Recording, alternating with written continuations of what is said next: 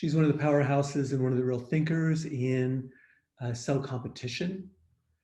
Cell competition is something, I hope many of you are aware of it because it's really one of the fundamental things that epithelia does. And when it goes badly for us.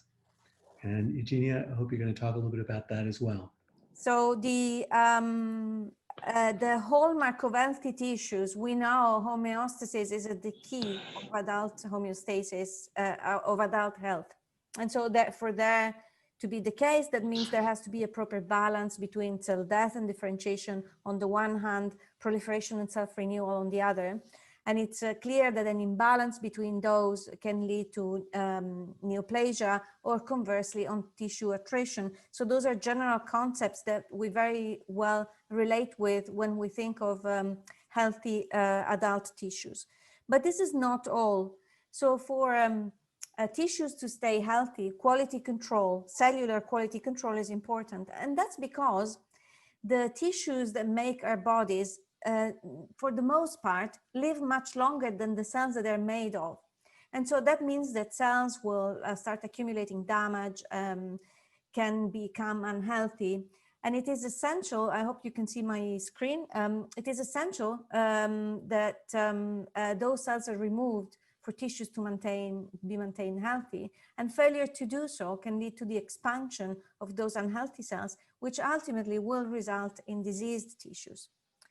So cell competition is a process that it was in fact mostly discovered in development, and it is only more recently that it's been appreciated that it plays such an important role also in adult homeostasis. And it really helps to remove those unhealthy cells, maintaining tissues healthy, okay?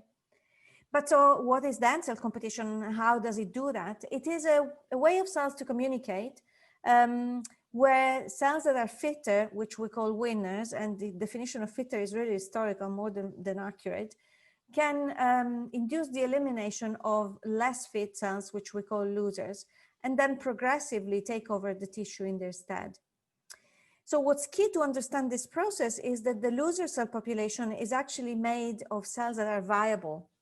And it is the interaction with the fitter cells that modifies their behavior so that now, and in fact, a lot of the types of competition are short range. In fact, at the interaction, where the interaction with the fitter cells takes place, these cells are eliminated either by apoptosis or by induction of differentiation or by even induction of senescence, okay?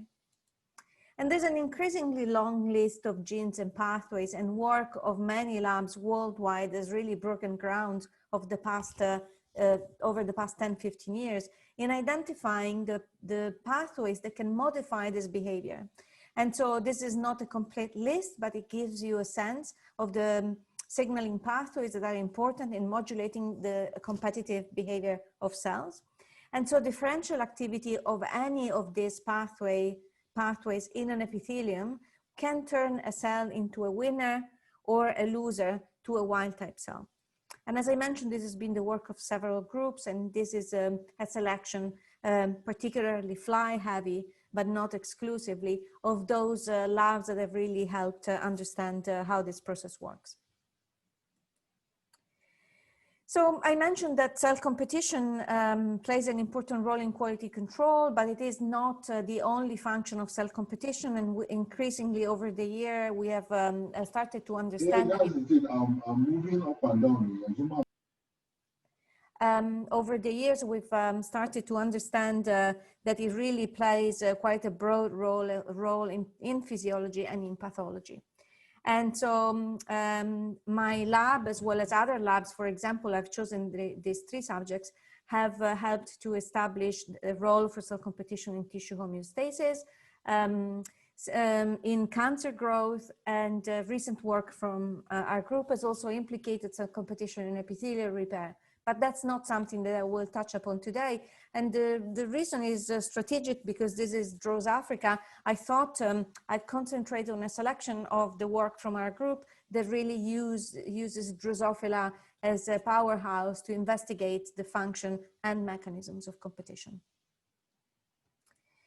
So some of the work we did, and in fact, I was very lucky to be preceded in this presentation by Julia, who gave a wonderful introduction on the Drosophila intestine and the many things that you can study. And so a lot of the work that we have done is using the same system. And as you will see, in fact, is also based on prior work from Julia, but I will get to that later. So we were among the first groups to really establish the role of cell competition in adult homeostasis, and it was through the Drosophila adult intestine that we were able to do that. So we used it as a tool where we could look at the behavior of stem cells and their progeny and do advanced lineage tracing. So this allowed us to show that, and this is a little bit of a schematic of what of the take-home message from that work, that indeed in these adult homeostatic tissues, stem cells that are made of that carry mutations that have been historically linked with the loser behavior can be outcompeted, and we have observed elimination of both the stem cells and the differentiated cells. Sorry, I'm pointing at the wrong cells here. Those are the cells that are eliminated. They're eliminated by a wave of apoptosis that touches upon both the differentiated and the undifferentiated cells. And this is accompanied by expansion of healthy cells and induction of their proliferation to take over. So this essentially leads to the progressive elimination from the tissue of cells that carry disease-bearing mutations, and in their replacement by active tissue colonization from healthy cells. Okay. So this may not come as a surprise, particularly if you've paid attention to some of the genes that I've mentioned play a role in competition. It's been proposed for now over a decade that cell competition could also play a role in tumor promotion. So this was when this field was really open, when work from the lab of Laura Johnston and Eduardo Moreno showed that cells that have a higher level of MYC activity, and MYC is an important oncogene, could actually outcompete and eliminate surrounding wild type cells. And this is why this was called super competition and a super competitor behavior. And so it's been proposed ever since that these same mutations and work from our lab, as well as many other labs, has shown that additional tumor driving mutations can allows us to behave as super competitors. So this led to the idea that these same mutations in a tumor context might be exploited to free a space around the tumor cells so that they can occupy it and expand. Okay. So I was mentioning how our group has been implicated in some of the work on cell competition and tumorigenesis, and I will tell you a bit on that now. So I mentioned how very serendipitous it is that Julia just spoke before me. So in fact, several labs, and Julia, when she was a postdoc in Owen Sampson's group, have shown that the Drosophila intestine is also a wonderful model to study intestinal tumorigenesis. And so here I will highlight from Julia's work some of the commonalities between colon cancer in humans and mice, as well as in flies, that sort of paved the way for us to select this as a system to then ask whether competition was important. So Julia's already mentioned that mutations in APC, which is the #1 driver of colorectal cancer in humans, also will lead to benign tumors in the fly. This is what these tumors look like. And interestingly, the expansion of these tumors is driven by the expression of the oncogene MYC, much like the mammalian counterpart, and is driven by the release of inflammatory cytokines that are activated in a MYC-dependent manner in the tumor microenvironment. So having just shown that competition was operational in the adult intestine, we thought this would provide a great tumor model to ask whether tumor and non-tumor cells compete indeed, and whether, perhaps even more importantly, whether that actually matters to tumor growth, okay? So using this system, we were able to show that if we look at, so this is an APC, growing APC tumor, we were able to show that if we look at the distribution of dying cells, and this is a marker of apoptosis here, we find that dying cells are particularly enriched in the non-tumor cells that surround the tumor than elsewhere in the same intestine. So if we look at the fold enrichment, we find that normally these cells are approximately 4 times more likely to die if in proximity of an APC tumor than if further away. And this is an enrichment that, just for as a sanity check, we do not see if we're looking around just wild type clones, which you can see here. So that for us was a really important indication that indeed the budding APC tumors can eliminate the surrounding non-tumor cells by induction of competition. That also gave us an opportunity to ask whether that mattered to tumor growth, because we had just found out that they were dying of apoptosis. So we figured if we express an inhibitor of apoptosis in the cells that surround the tumor, that might allow us to see how blocking competition affects tumor growth. And so this is the one of the experiments. In the interest of time, I will just focus on this one experiment where we showed that this indeed was important for tumor growth. So in this experiment, what you're seeing here are those APC clones in guts where the non-APC cells express an apoptosis inhibitor, and only the non-APC cells.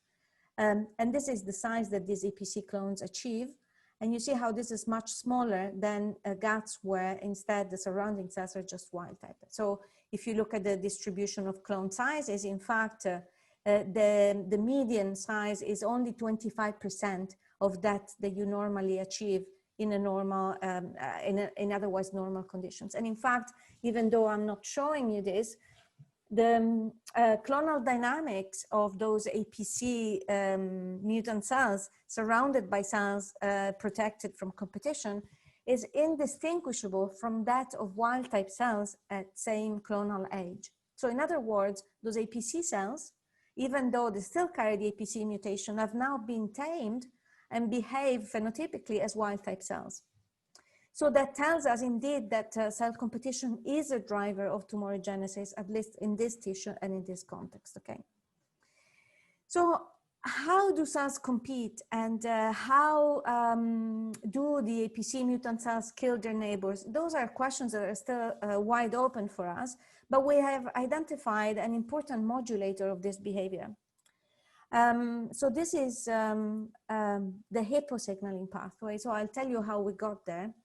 So just as a background for those of you who have not heard of this pathway before, this is a tumor suppressor pathway that regulates the activity of an important pro-proliferative and pro-survival transcription factor called YORKI in flies and YAP-TAZ in mammals.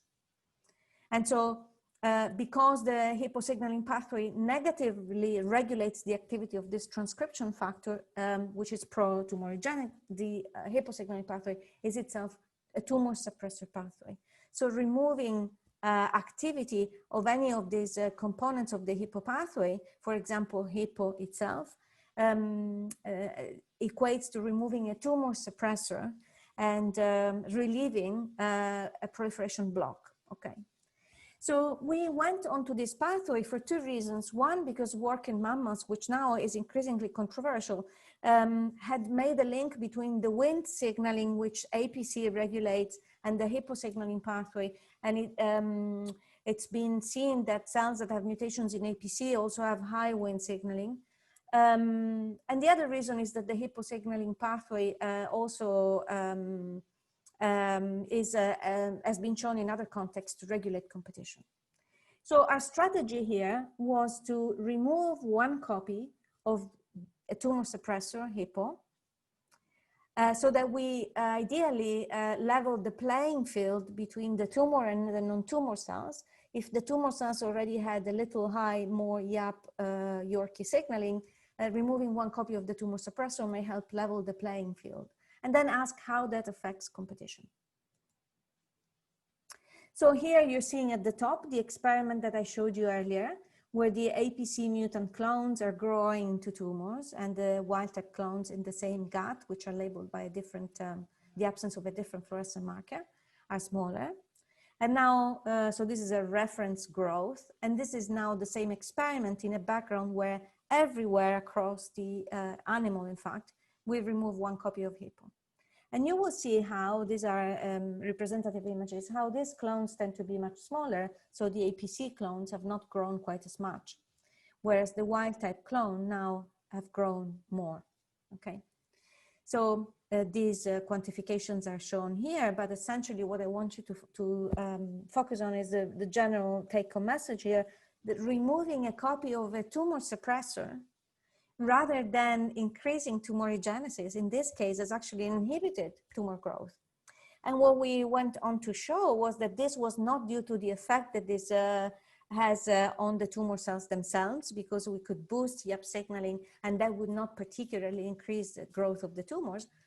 It is in fact due to the effect that it has on the non-tumor cells. So relieving a little bit of this tumor suppressor pathway allows to rebalance the proliferative capacity and competitive capacity. And so the tumors now are less able to grow. So to wrap up this part, essentially what we showed through this model of intestinal tumorigenesis is that APC growing tumors can outcompete non-tumor cells, inducing apoptosis around them.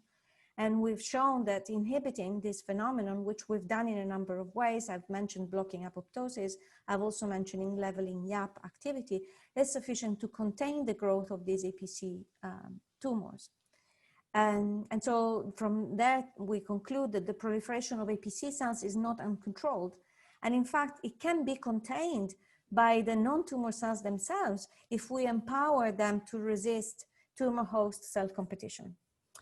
So you might think, oh, this is all very good if you're a fly, but what does this mean if you are a mammal, let alone a human? So quite excitingly for us, a paper from the lab of George Halder about a year ago has shown that similar interactions between tumor and non-tumor cells actually take place in mouse liver cancer models. And so what they were able to show, and this is why I chose to spend a bit of time on the hippo pathway and our experiments there, what they were able to show is that the hippo pathway, regulation of this pathway in the peritumoral tissue, and an elevation of YAP activity in the peritumoral tissue is actually able to contain and even reverse, so this is the tumor burden here, is even able to reverse the overall tumor growth. And this is normally accompanied, as you can see here, tunnel staining is a technique to reveal dying cells. There's a lot of induction of apoptosis in the tumor cells under those conditions. So very much mirroring the types of interactions that we found in the fly, okay? So we believe that therefore there's increasing evidence from fly as well as non-fly models that cell competition is an important player in deciding the balance of proliferation and death, expansion or attrition of tumor and non-tumor cells. And it provides an opportunity of intervention that is yet to be explored therapeutically. And so if you're interested to read more about this, and I did send on Ross's request, I did send this as a reference if you want to read more about, so this is a broad opinion piece about how cell competition matters to tumorigenesis and how it could be used creatively for new anti-tumor therapies, okay? Okay. So moving forward, I just want to make a shift now and tell you more about our use of Drosophila to understand how cells compete. And we'll see how far we go here. For me, it's more important that I get across messages. So it may be that we won't get to the end of the presentation, but if so, be it, okay? So some of the work that we do in the lab works on understanding how cells that have mutations in ribosome genes, which in Drosophila are so-called minute, and as on the side, but really informative for us, mutations in in an E3 ubiquitin ligase called Mahjong, how these mutations lead to the loser status. So this is what I'll tell you during the rest of my talk. And so this is my official introduction to minute competition or competition induced by mutations in ribosome genes. So ribosome genes are essential. If you have mutations, you die. But if you're heterozygous, some of the heterozygous mutations in ribosome genes are actually viable. There's quite a few in Drosophila, and even humans can live with mutations in ribosome genes. Not perfectly, and in fact there are important diseases which collectively go under the name of ribosomopathies that are linked to these ribosome gene mutations. But the bottom line is that these are viable mutations, and that certainly it provides us with an opportunity to study their effects, okay? So this is, as I said, my introduction to minute competition, and what you should see here is what competition looks like. Those are cells that are heterozygous for mutations in the ribosome gene RPS3, and the unlabeled cells are wild type. And you see how there's these yellow or red cells, which actually, if you zoom in, we find are nicely located at the border where those RPS3 cells come in contact with wild type cells. So there's an enrichment of death at the border, which is essentially a hallmark of cell competition. And in fact, if we look at the frequency of death at clone borders versus clone centers, as you can see here, it's higher at the borders, which is an exquisite indication that it is the context-specific, it is a context-specific behavior which is induced by the interaction with wild type cells, okay? So this is the prototype type of competition that work from Ginés Morata and Pedro Ripoll discovered in the 1970s, and has been really a great system to understand how cells compete. But it also has, and I decided to give this talk a bit of a cancer theme, if you like. It is also, we believe, important to understand a phenomenon that might well be relevant to cancer. And that's because, as I noted here, single copy loss of ribosome genes occurs in a staggering 43% of cancers across 24 different tumor types. So those are data from the Cancer Genome Atlas, okay?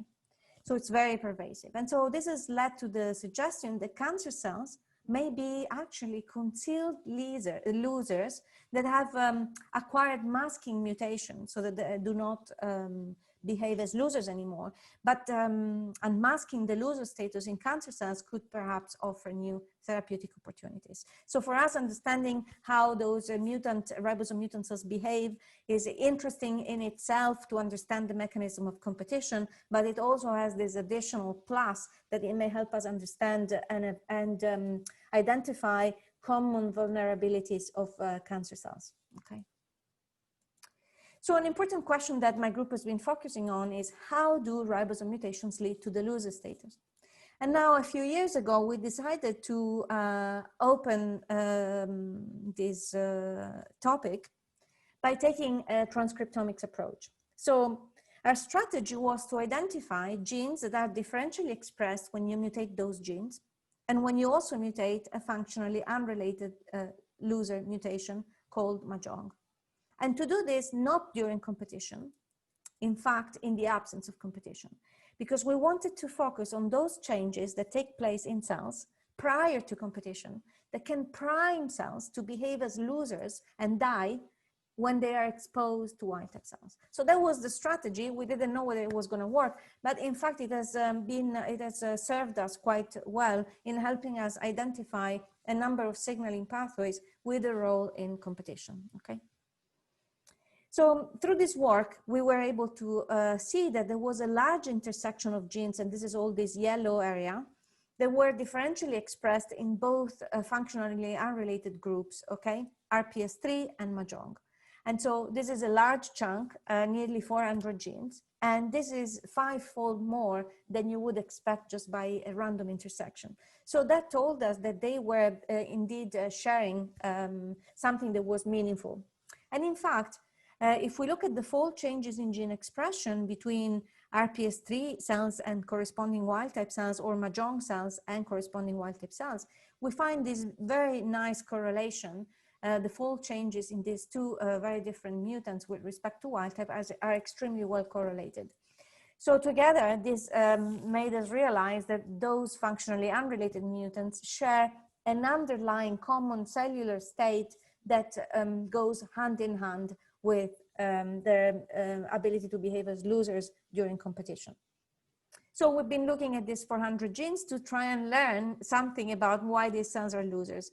And for today, I will focus on, so we identified a number of stress signaling responses that play an important role. For today, I'll focus on one which has kept us busy for the past few years. So this is the activation of the oxidative stress response, okay? And so what you're seeing here is a wing disc where cells are both are mixed in a mosaic fashion, minute and wild type, as you can see here. And if you look at the expression of this oxidative stress reporter, you'll see that is exquisitely upregulated in the minute cells, something that we had predicted from the RNA-seq data. And that's because among the many genes, and this is only just a subset because they would not all fit in the page, among the many genes that were differentially expressed, approximately 40 were predicted targets of NRF2, which is the master regulator of the oxidative stress response. So just as a bit of background, NRF2 is a transcription factor that in cells is normally made and constitutively degraded by proteasomal degradation. But when cells are exposed to oxidative stress or to reactive oxygen species, this leads to the upregulation, stabilization of NRF2, its translocation in the nucleus, and the activation of a battery of genes, many of which we found in our signature. So that is what sort of gave it away for us and made us focus on NRF2. And in fact, we were able to show that activation of this pathway alone in cells, in the actual absence of oxidative damage, so just overexpressing it, is sufficient to induce the loser status. So this is shown in this slide here, where if you look on the left, you'll see how expression of NRF2 throughout the wing disc has very little effect on development, and just a handful of cells become caspase positive. You have to think those are approximately 30,000 cells, and we only just see a handful of them caspase positive. But if we now express NRF2 using the same expression tool or driver, so we are achieving the same expression levels, but we're doing so in a mosaic fashion, so that now the cells that are NRF2 positive, which are also GFP positive, are in contact with unlabeled wild type cells. Now this leads to the accumulation of apoptotic cells that clone borders in the NRF2 expressing population. And this is shown in this quantification. You see again an enrichment of death at clone borders as opposed to inside the clones in these same samples. So this is, as you've seen before, a hallmark of cell competition. And in fact, if I look at these discs, they almost look the same as cells that have the minute mutation. So their behavior essentially for us is indistinguishable. So that has allowed us to conclude that the pathway that leads to the loser status that is activated in these two functionally unrelated loser mutations, RPS3 and Mahjong, is NRF2.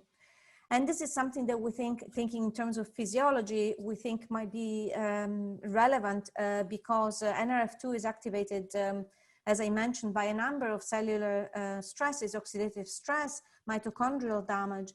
And so this makes us hypothesize that physiological or pathological conditions where NRF2 are activated might be places where the competition is active. Okay. Now, I will see how far I get with this. I still have a few minutes. So Ross, unless you stop me, I will see how much I can tell of this last part of my talk. Strategy. You have 11 minutes. 11 minutes. Okay, thanks. You can, but that includes questions. So if you can wrap it up in maybe 3 or 4 or 5 minutes, that'd be awesome. Okay, very good. Okay, so I want to place. So as I said, it's more about the concepts we've been able to extract using Drosophila than about the technique. And so here I may now skip a few slides, but because I want to introduce these new concepts and pathways that we have identified with the rolling competition. So we've been looking for the upstream cellular stress that leads to NRF2 activation in these cells, okay? So the question that we are trying to address, as I mentioned, is how is loss of a ribosome gene leading to the loser status? Now, reduced translation has been linked to the loser status because if you mutate a ribosome gene, you reduce translation, and this assay shows there. This is a global translation assay, okay? But it hasn't actually been tested directly whether reducing translation is sufficient to make you a loser, okay? So we found alternative ways to reduce translation, and particularly expressing a constitutively active form of a translational repressor at levels that induce an inhibition of translation that is indistinguishable from that of the ribosome mutation that we use, so that then we could ask the question, will inhibiting translation turn a cell into a loser, okay? And so the short answer is no. So we do not see activation of the oxidative stress response if you overexpress this translational reporter, and as a control, this is what we see when we have the minute mutation. And what's more, if we make clones of cells that express this reporter surrounded by wild-type cells, we do not see a particular enrichment in apoptosis, a border or center, and in fact, very little death overall. So inhibiting translation doesn't make you a loser. So what does? And I'm going to skip over how we identified protein degradation instead. But essentially, this is having found that protein translation was not it. We identified genes that were differentially expressed in those cells that instead are involved in pathways that are linked to protein degradation. Autophagy is one, which is an important cellular process that eliminates from cells both proteins as well as organelles, and ubiquitin-dependent protein degradation via the proteasome, okay? So one thing that told us that we were on the right track in looking at those was that we found that combining mutations in RPS3 and either autophagy genes or proteasome genes leads to an increase in death, as you can see here, and in the quantification. So that told us that those cells are particularly reliant on these protein degradation machineries, which made us wonder why. So we looked a little deeper on the status of autophagy and proteasome. And I will describe how this tool works because it might be interesting to know. So we wanted to design a tool that would allow us to measure flux through the autophagy pathway. We used a protein called P62 because this is an autophagy, it's essential for autophagy, but it is also autophagy cargo itself. So it gets degraded as autophagy goes on, okay? So if you take P62 and you label it with GFP, and then you pulse the expression of P62 in cells, and then you chase this expression by looking at how much fluorescence is left, you can get a measure of autophagy flux, okay? So then we can use this tool in a wing disk where one half is mutant and the other one is wild type. If we do the pulse of expression, the level of expression is very similar across. But if we chase for 3 hours, we see that we retain fluorescence in the mutant population, indicating that flux through the autophagy machinery is slower, is defective, okay? And now I won't show you this, but essentially we've taken the same approach to show that flux through the proteasome is also defective, okay? And so that told us that so-called proteostasis, so the right balance between protein synthesis and degradation, was not right in those cells. And when that happens often, either as a cause or as a consequence, cells start accumulating protein aggregates, okay?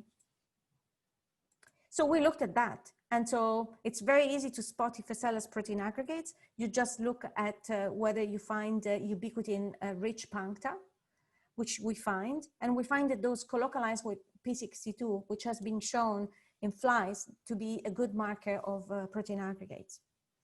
So these cells do not have a good autophagy machinery, do not have a good proteasome machinery, and they accumulate protein aggregates. So what does that mean to competition though? Can we try and fix their proteostasis to see whether that might make them less losers, so to speak, okay? And so quickly, I won't show you this so that we don't get lost in details, we've done it in another way. So we have expressed a gene that alleviates prototoxic stress specifically in the loser population.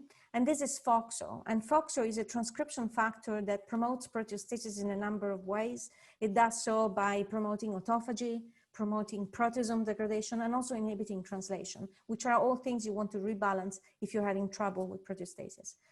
And so in fact, we were able to show, I'm not showing you, that expressing FOXO reduces the activation of the oxidative stress response and also reduces the accumulation of the P62 puncta that indicate the presence of protein aggregates. So fewer protein aggregates, but what's more important, we find that this gives a wonderful rescue of competition. As you can see here, we're looking specifically at the induction of death at the border, and we find that when those mutant cells express FOXO, they no longer behave as losers. And I want to finish with one last experiment, and it's this one here where we then said, okay, well, if prototoxic stress is so key, then why don't we take a cell which has no other problems other than prototoxic stress? Is that sufficient to turn it into a loser?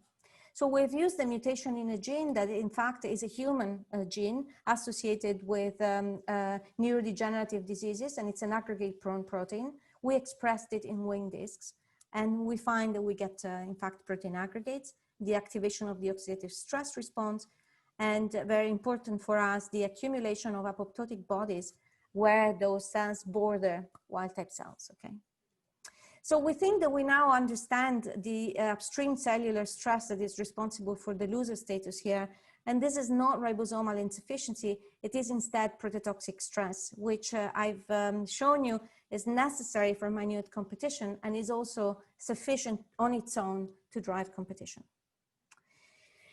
So we think this might be really exciting because healthy proteostasis, you've had a whole session on proteostasis or aging yesterday. And so healthy proteostasis contributes to organism health and longevity.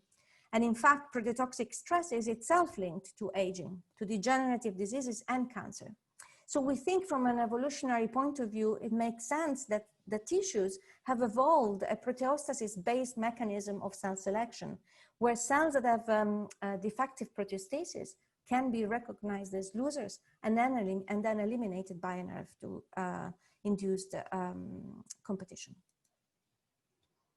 So this is my group. I want to mention briefly those who've done key work here, Goldner and Saskia for the work on the intestine, Ivo and Michael who've started the work on NRF2, and Paul and Michael who've done the recent work on prototoxic stress that I told you about. Thank you. I'm going to stop sharing the screen. Thank you, Eugenia. That was fabulous. I actually have been losing track of some of what's been going on in cell competition, so I really appreciate it. That was a great both overview and of course, good to see what you're doing. And I like the way you're driving towards the clinics is what it's getting down to. So you and I need to talk about some of that stuff. With pleasure. We keep saying this, but now I actually have a lab. But let's talk about just a couple of questions, and then I think we're going to move forward, and then you all can go into Slack, which I think has been working out really well. So Hamed Batmos says, brilliant talk as always. So apparently he's heard you speak before. Is there any link between tissue mechanics regulation of apical extrusion and translational control of cell-cell competition? Wow, that's deep.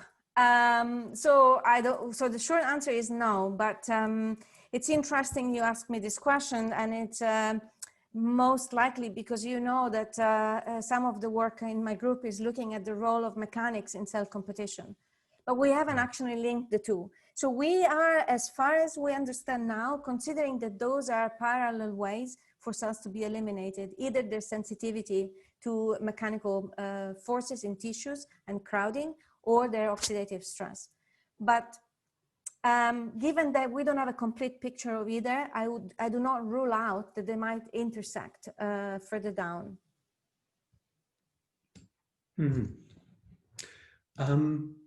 So actually, this is something that's been heating up a little bit in general. So I'm going to get to it. So Simon Amali said, great presentation.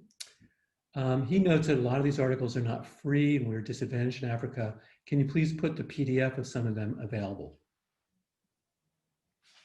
I assume it's a yes, as opposed to you refuse to. And actually, Abdul Hakim, so this led to a discussion talking about Sci-Hub. So officially Sci-Hub is illegal, and I'm concerned from this discussion that people will not understand what's legal and illegal. So Abdul Hakim, if you can put exactly how one would get to Sci-Hub on Slack, so people understand what not to do, that'd be awesome. So from Saurabh Samantha, is there any scope to applying computer vision to this area? Which I think is a really interesting question, actually. Yes. What do you think? Absolutely. So I think where it's particularly interesting, and in fact, we are soon beginning a collaboration on this, where it's particularly interesting, I think it's where you're looking at this live, okay? And so even though everything I've shown you with the fly, at least that we do, is on fixed tissue, we specialize in doing the live interactions of competition using in vitro tissue culture, okay? And it's beautiful to see how these cells move, how they respond, how they get extruded or apoptose. So we have very good tools to look quantitatively at how the cells disappear. But what we would like to be doing using computer vision and AI is to try and see whether we can predict by the way the cells interact, by their shape and how they move and respond to each other, whether they're going to die. And so there's excellent work that is being done in this area at UCL. But that's not something that we have yet done, but that's something that we will soon start. If you have any expertise there, send me an email. We can talk more. Yeah, I agree. That actually that'd be a very nice avenue to go through. Okay, I'm going to wrap it up.